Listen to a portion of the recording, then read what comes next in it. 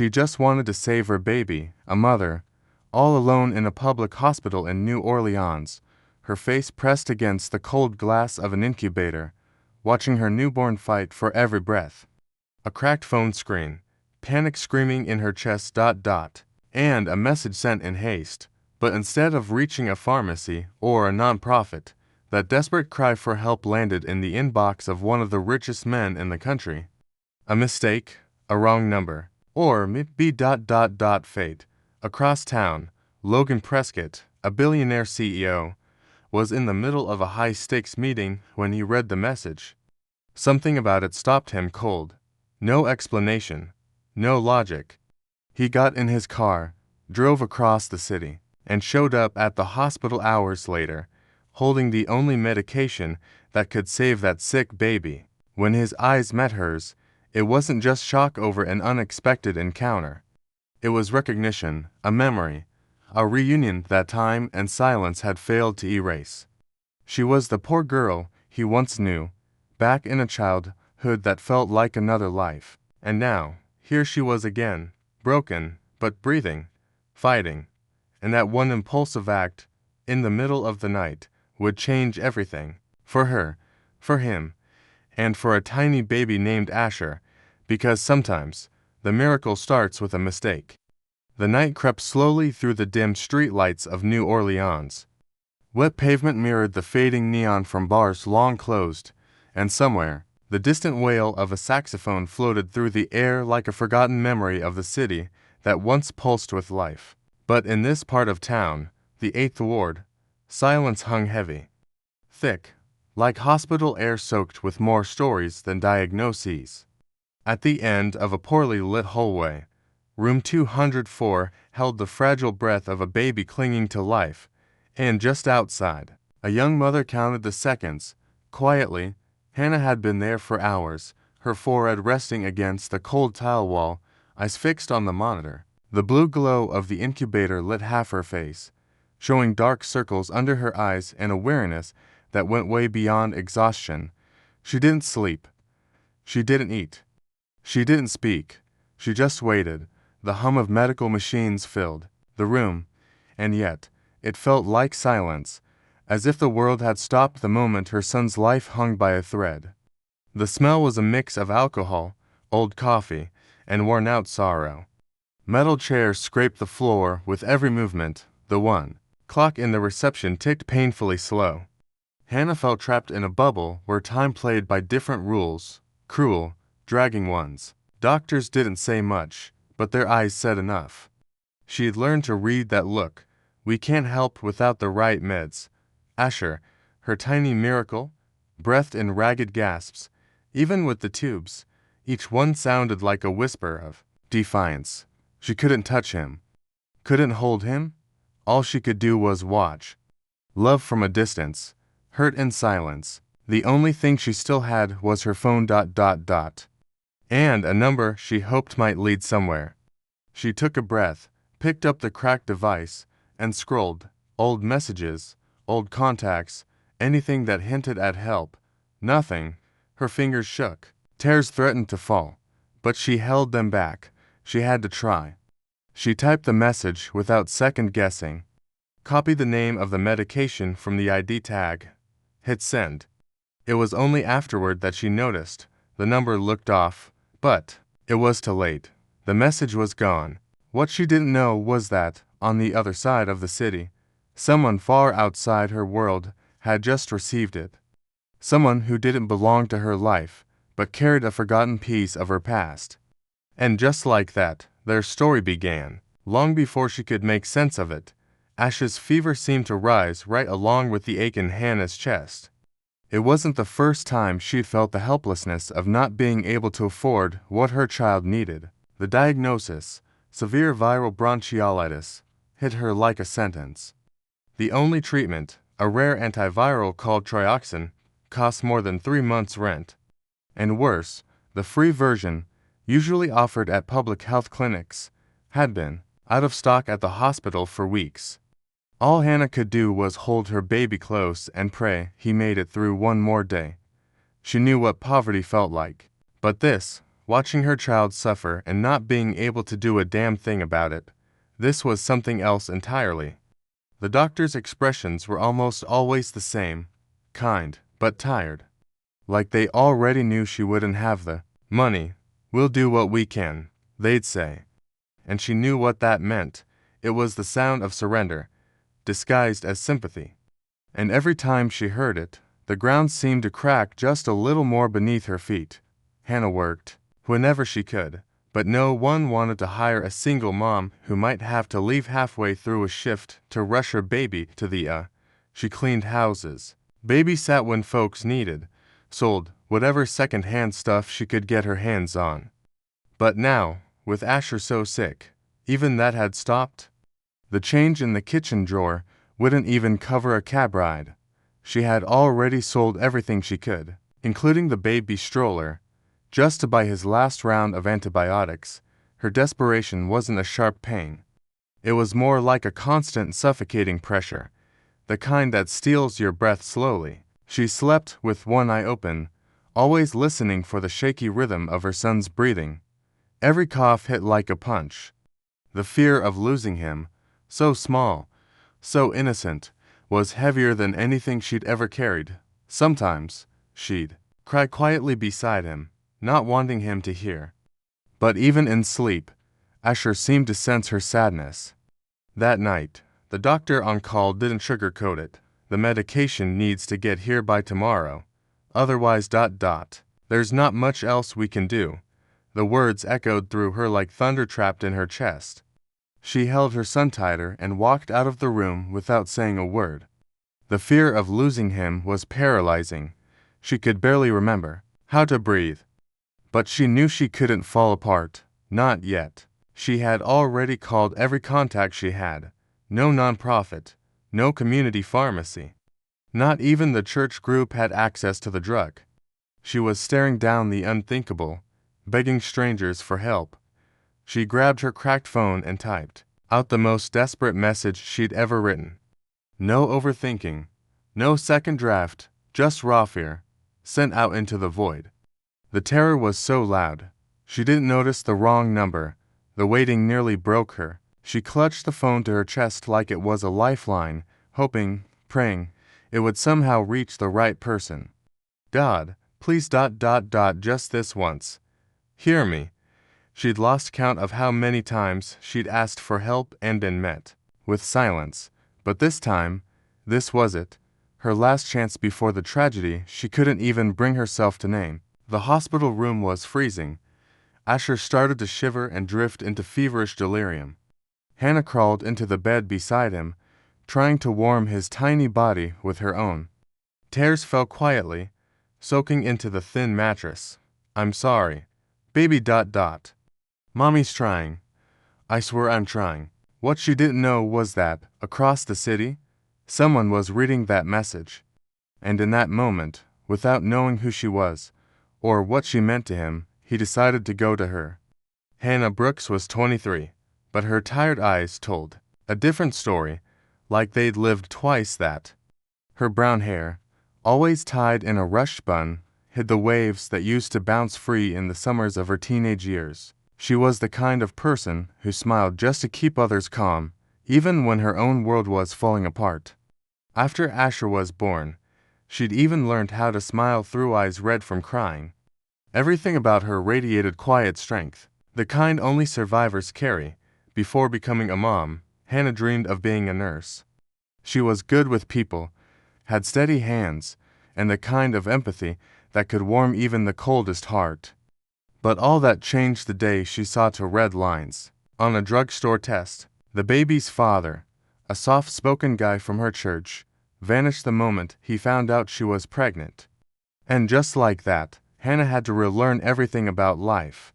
In time, she also learned to stop expecting anything from anyone. When Asher came early, her first days of motherhood were filled with tubes and monitors instead of flowers and visitors. Her maternal instinct kicked in alongside the terror of losing him. He spent weeks in the NICU, breathing through machines, and somewhere between those cold, silent hospital nights and the endless days without good news, Hannah stopped being a girl and became a woman. She knew things would be hard, but she never imagined they'd be this brutal. Since then, life had become a balancing act of the impossible, caring for a fragile baby, covering bills she couldn't pay, and smiling so no one else would worry. Asher was the only light in a darkness that kept trying to swallow her whole. Every time he opened his tiny eyes, it was like he was saying, "Keep going, Mama, you got this," and so she did. Even hungry, even hurting, even when she had no idea how. The past left marks on everything about her, in the way she looked around when entering a room, like she expected not to be long, in the tight grip she kept on her purse strap, as if protecting the little she had left. She'd lost her parents as a teenager and had been raised by her maternal grandparents, both of whom passed away within a year, right before she found out she was pregnant. Since then, it had just been her and Asher, and deep down, she believed it would always be that way. But even with the weight of it all, Hannah hadn't lost her softness. She helped elderly neighbors, brought soup to folks on the street when she had a little extra, and sewed up used baby clothes to give to mothers in the community. The world hadn't been kind to her, but she still chose to be kind to the world. A beautiful soul, battered but still standing. And maybe that's what made her struggle feel even more heartbreaking. She deserved so much more. Hannah wasn't perfect. Sometimes she got mad at God. Other times, she envied people who got to live without fear. There were days she looked up at the sky and whispered, "You forget about me up there," or what? But even then, she never quit. Because loving Asher was her reason, her mission, her faith. And though she had almost nothing, her heart was full of him, with that unconditional love only a mother can truly understand. That night, alone in the hospital, she was just one more desperate mother among many. But there was something different about Hannah, a quiet light, even if dimmed by pain. A rare kind of hope that refuses to go out, even when everything else falls apart. And it was that light of faint, stubborn, real, that reached something deep inside a man who'd forgotten how to feel. Without knowing it, she was about to find more than just a cure. She was about to find a piece of her past she never thought she'd see again. Each day, the feeling that the world was spinning too fast for her only grew stronger. The rent for the tiny studio in Trim was 2 months overdue, and the landlord had started slipping notes under the door, less polite with each passing week. She had no way to pay, but nowhere else to go either. Hannah had already sold off nearly everything, even her kitchen utensils. All that remained was a mattress on the floor, an old electric kettle, and the plastic tub where she bathed Asher. The power had been shut off twice in the last 3 months. The last time, she made do with candles and kept the baby warm using layers of blankets and dish towels. At night, the studio turned into a quiet shelter of whispered prayers and heavy thoughts. During the day, she walked the streets trying to sell handmade soap, crafted from leftover supplies donated by the church. Every dollar earned felt like a small victory, even though it was never enough. And then there was the physical exhaustion. Carrying Asher from place to place, often on foot for long distances, had begun to take its toll on her body. Her back ached, her knees throbbed. But the worst pain was the invisible kind, the judgmental stares from strangers, the whispers behind her back, the pitying poor thing murmured in waiting rooms. She pretended not to hear, but she did, and every word felt like a razor slicing into an already worn-down sense of worth. The friendships she had before getting pregnant had faded. Some drifted away because they didn't know how to handle her new reality.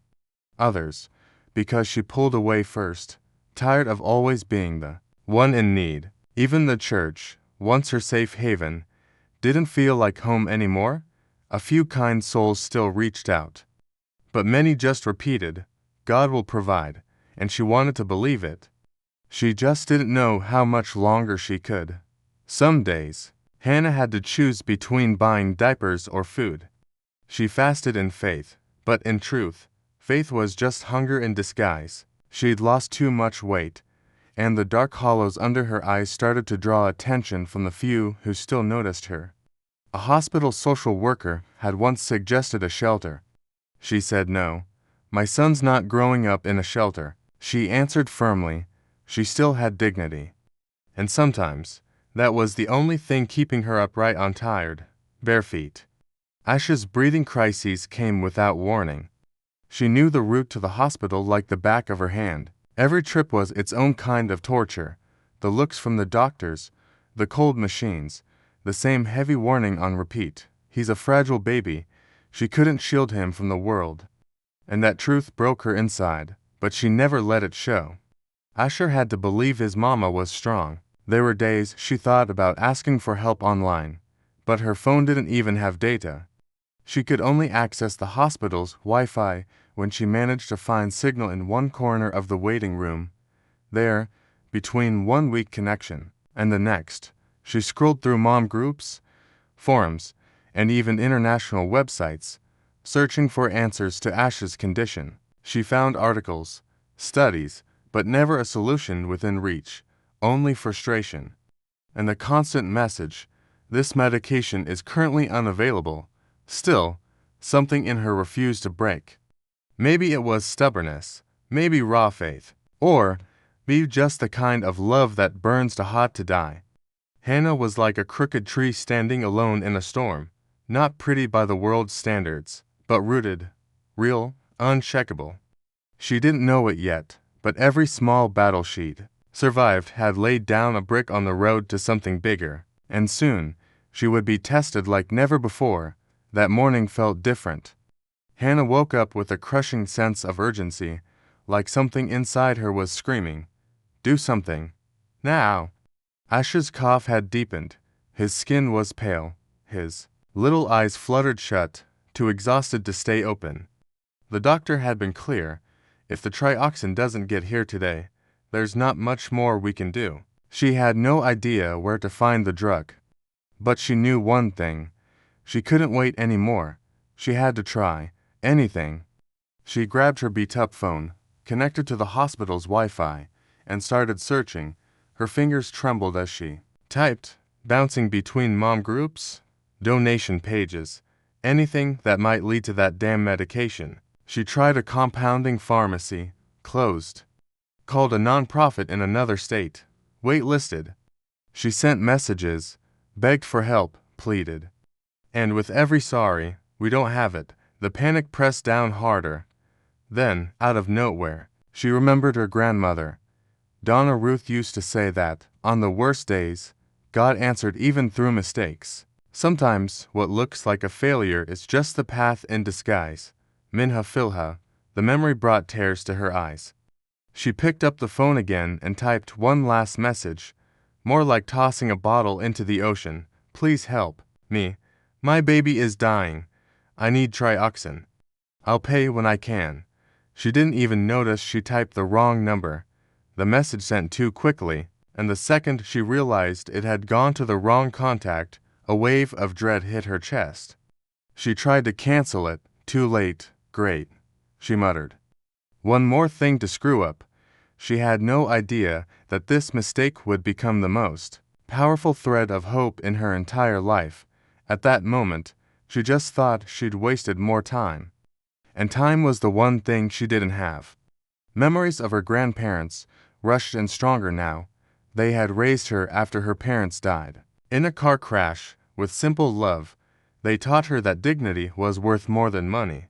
Her grandpa passed when she was 17, her grandma a couple years later, and with her, the last arms that ever held Hannah safe. Since then, she hadn't felt truly seen, and lately, that loneliness had started to feel permanent. She'd even thought about selling her own blood, but was told her iron levels were too low to donate. She searched through sketchy online groups for private sellers of the drug, but the prices were insane. Some even demanded favors in return. It made her sick. No, she whispered to herself. My son is not growing up with that kind of debt. She stepped out of the room and sat in the hallway, the cold floor pressing against her back. She closed her eyes and took a long, shaky breath. Please. Someone. Minutes later, her phone died. And with it, another tiny flicker of hope. Hannah was left stuck between helplessness and guilt. Guilty for not doing more. Guilty for trying and failing.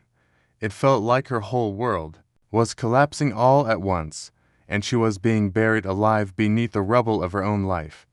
The silence of the hospital that night was brutal. She knew she couldn't give up, but she also didn't know how to keep going. She lay down beside Asher again, his body burning with fever. She whispered promises into the dark. "You're gonna grow up, baby. I swear you are." Her heart was racing, and her breath came out in quick, broken sobs. And then, without knowing why, she felt a chill crawl down her spine, like something was shifting. Like maybe, just maybe, her prayer had finally been heard. The sound of Logan's expensive shoes echoed through the hospital hallway like thunder in the wrong place. Nurses glanced up, surprised. It wasn't. Every day a man in an Armani suit walked through the public pediatric wing carrying a pharmacy bag, but he didn't look at anyone. He followed an impulse, or be an old memory, that pulled him forward like an invisible lighthouse. The name written on the label in black ink read, Hannah Brooks. That last name, one he hadn't heard in years. When he pushed open the door to the hospital room, he expected to see a stranger. But he froze. Her eyes, red and exhausted, were unmistakable. In a flash, like a forgotten summer memory, he was 12 again, running around a bonfire at church camp, laughing beside a girl with braids and scraped knees. Hannah. It was her. It had to be. His heart slammed in his chest, something it hadn't done in a long time. When she saw him, it took a second to register. At first, she thought, it was a hallucination. Then, confusion. But when his eyes locked onto hers, everything stopped. Logan. Her voice came out in a whisper, cracked and disbelieving. He nodded, not sure what to say for a moment. The years between them vanished, and all that remained were two familiar faces, stunned, trembling, caught in the shock of an impossible reunion. You brought the medicine." She still didn't know if this was real. Logan simply extended the bottle toward her. "It's right here." What had started as a random act of kindness toward a stranger now meant something entirely different. Her face, the same one from his childhood memories, the late-night talks under the stars, the prayer they once shared when they were just kids. It all came back like an old film reel spinning in his mind. The past he thought he'd forgotten was now standing right in front of him, alive. As a nurse rushed in to administer the medication, Hannah collapsed into a chair, letting her body give in for the first time in days, maybe even years. She wanted to say thank you, but the words wouldn't come. Logan sat beside her without speaking. He looked at the baby, his eyes glassy. "Is he gonna be okay?" he asked, voice low. Hannah nodded, barely able to breathe. For the first time in a long while, she actually believed it. In the quiet of that small room, the two of them sat side by side, as if time itself were trying to stitch together what had once been torn apart. Logan didn't know why he'd come, he just knew he couldn't not come. Something in that message had called to him. But it was Hannah, seeing her again, that rooted him there now. A life he'd left behind without realizing it still belonged to him. "I never thought I'd see you like this, after everything," he said softly. Hannah gave a faint smile, her eyes still swollen. "Me neither. I thought you'd forgotten all about me." He looked at her, serious. "Maybe I forgot myself for a while." It was strange how, in the middle of chaos, that conversation brought peace. They didn't know it yet, but something was beginning to rebuild itself. A bond long ago broken before it had a chance to grow, now getting another chance. Only this time, with more weight, more truth. And while Asher slept, his tiny body, finally relaxing as the fever started to fade, Hannah reached for Logan's hand, without thinking. He didn't pull away. And in that quiet touch, there was something stronger than any rational explanation. Two distant worlds had just collided again. But this time there was life between them, and hope. That same night, after Asher had been stabilized and lay sleeping with a finally peaceful face, Hannah and Logan sat alone in the small hospital room. The silence, once comforting, was starting to feel heavy. Something hung in the air, something that needed to be said. Logan, still looking at the baby, spoke in a low voice, "You've been doing this alone." She hesitated, but the truth was already there, waiting to surface, since the beginning. He left before we even knew the baby's gender. Logan looked at her then, and for the first time, his eyes hardened. He knew the baby could be born sick. Hannah nodded, her chin trembling. He did. We found out about the genetic condition during the first ultrasound. But he said it was too much for him, and he disappeared. It was more than just a confession. It was an open wound finally seeing daylight. And it stung. Badly. You didn't deserve that, Hannah. She gave a faint, almost childlike smile, the kind that hurt to see. No one ever does. But it still happens. There was a raw wisdom in her voice, something Logan wasn't ready to hear. He had known her as a child, the girl who laughed easily, who held his hand on church camp hikes without a trace of fear.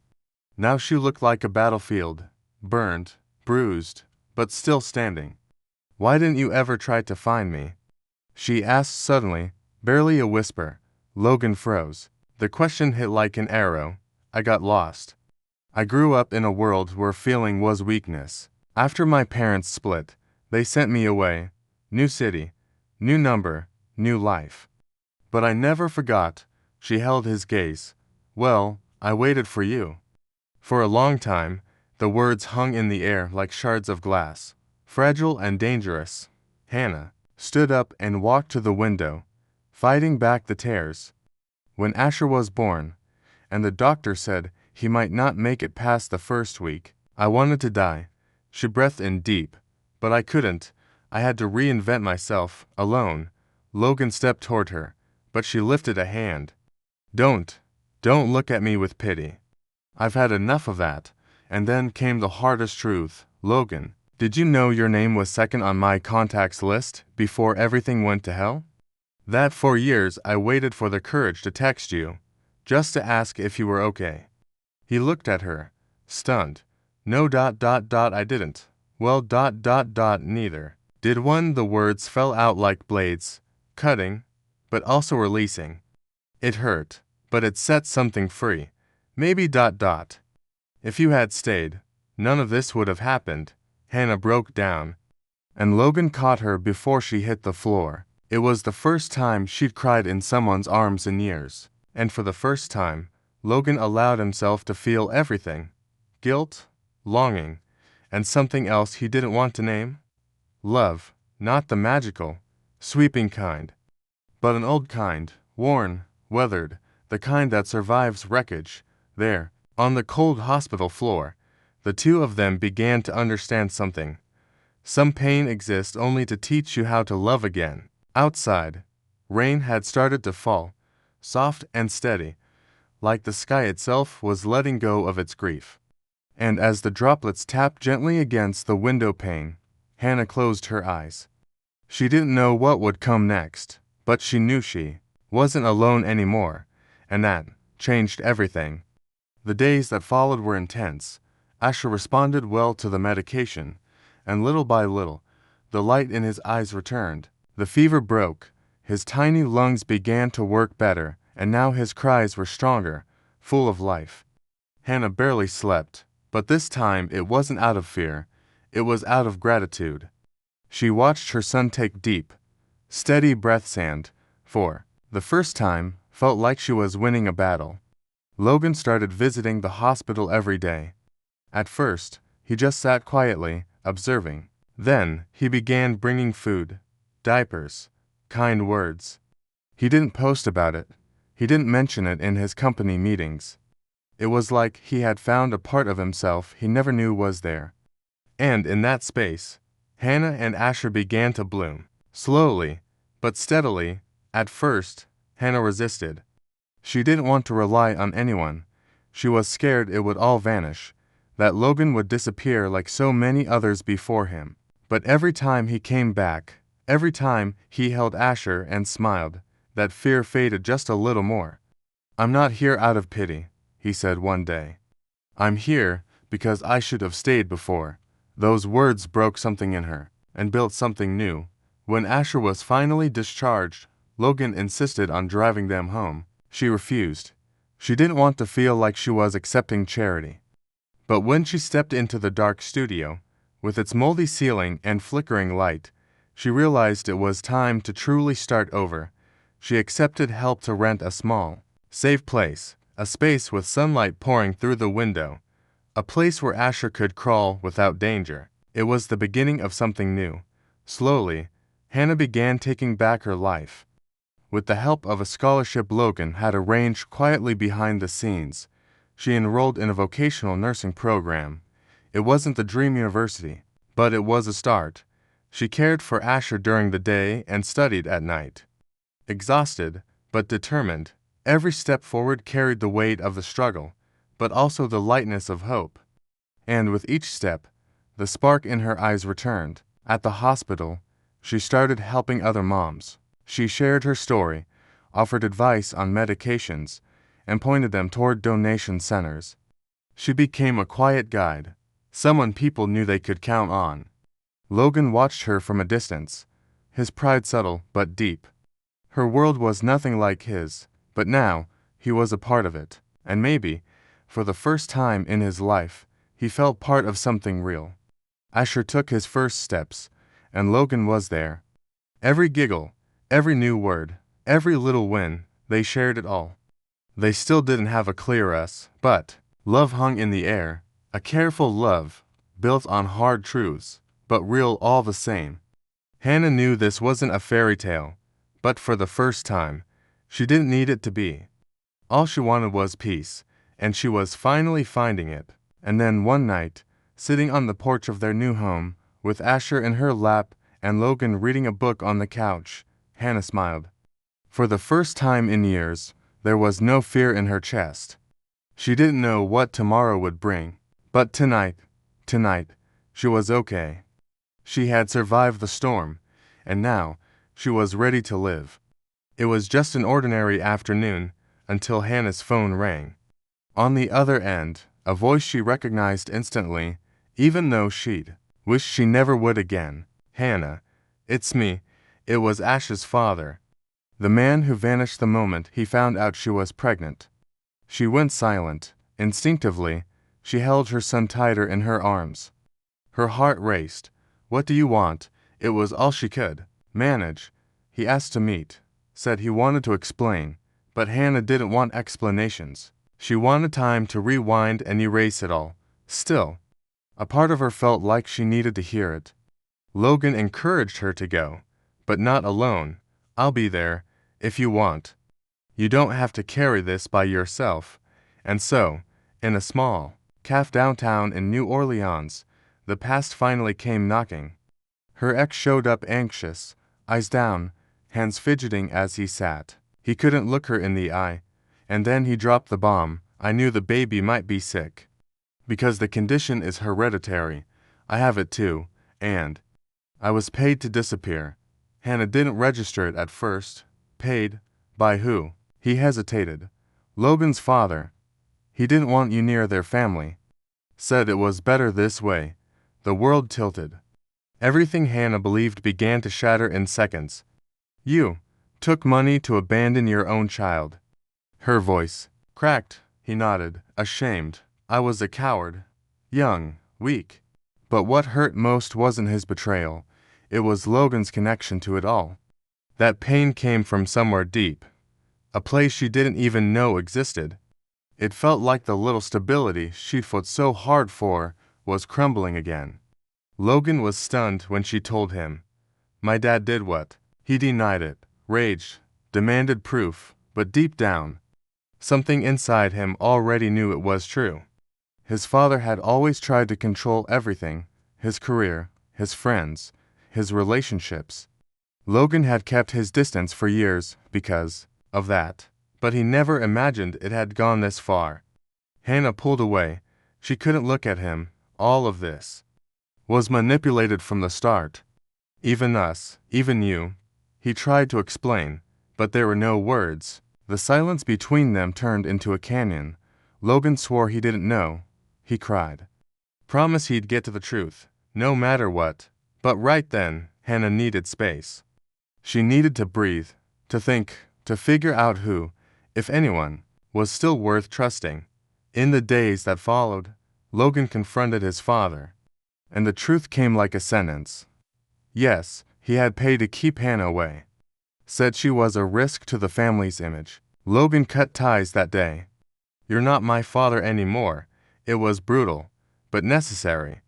And in doing so, Logan finally stepped out from under the shadow that had followed him since he was a boy. For the first time, he was in charge of his own life. Meanwhile, Hannah cried alone in Ash's room. Everything felt like it was falling apart again, but this time, she was different. She wasn't that fragile girl anymore. She was a mother. A woman who had already survived the unthinkable. And even though she was hurting, she wouldn't disappear. Not this time, because now, she knew exactly who she was.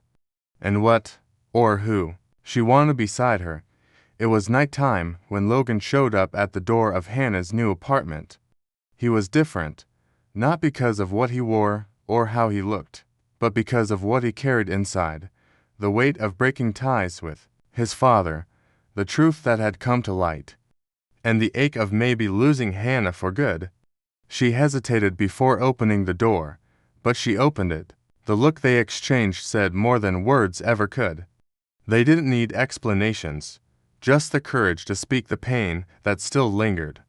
You know, for years, I blamed myself for losing you, without even knowing I'd been ripped out of your life. Her voice was steady, but her heart still trembled. Logan nodded, his eyes full of tears. If I had known, I would have gone to the ends of the earth for you. Hannah took a deep breath, but you didn't know.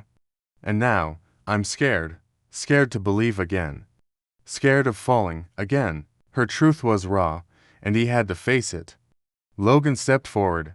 I can't undo what happened, but I can choose what I do next, and I choose to fight. For you. For Asher. For us. Silence stretched between them. Hannah looked over her shoulder, toward the apartment where her son slept peacefully. He doesn't deserve to grow up around broken promises. Neither do you. Logan's words weren't just words. They were a vow. The next day, he went to the family's legal team. He wanted the truth out, wanted to clear Hannah's name, wanted Ash's name respected. They threatened him, pressured him, called him weak. But he didn't back down. This was his fight now. For the first time, he used the power he'd always had, not to protect his reputation, but to do what was right. And it would cost him, he knew that. Meanwhile, Hannah was approached by journalists. The story had leaked. The young mother, abandoned by the heir to one of the country's wealthiest families. She could have made money off it. Could have taken the spotlight, but she refused. My story, in entertainment, it's real life. Logan watched from a distance, quietly in awe. She was stronger than any millionaire, and he knew. She was the one teaching him what real courage looked like. Hannah confronted Ash's father one last time. You're out of our lives. For good. No shouting. No tears. Just truth. And he understood. For the first time, she didn't need to beg, or explain, or ask for respect. She was a woman who knew her worth, who knew what she'd built. With her son was too sacred to be touched by cowards, the final battle was inside Hannah. Saying yes to Logan's love meant admitting she still believed in love. And that hurt. But then she remembered the girl who held his hand at 12, laughing beside a campfire. She remembered the man who showed up with medicine in the middle of the night. And she realized, sometimes love comes back, not as a promise, but as a presence. So she opened the door, and this time, she opened her heart too. Time passed, but it left behind different marks on the walls of their new home. Not cracks from abandonment, but picture frames filled with Ash's drawings, colorful sticky notes with Bible verses and reminders for doctor's appointments. Hannah, now a certified nurse technician, worked at a community hospital. The very same wing where she had nearly lost her son was now where she saved lives. The circle had closed, but this time, with purpose. She still had hard days. But she had learned to breathe deeply and keep going. She no longer sought anyone's approval, and no longer carried guilt for what was never in her control. She'd come to understand that a mother's love isn't measured by perfection, but by presence.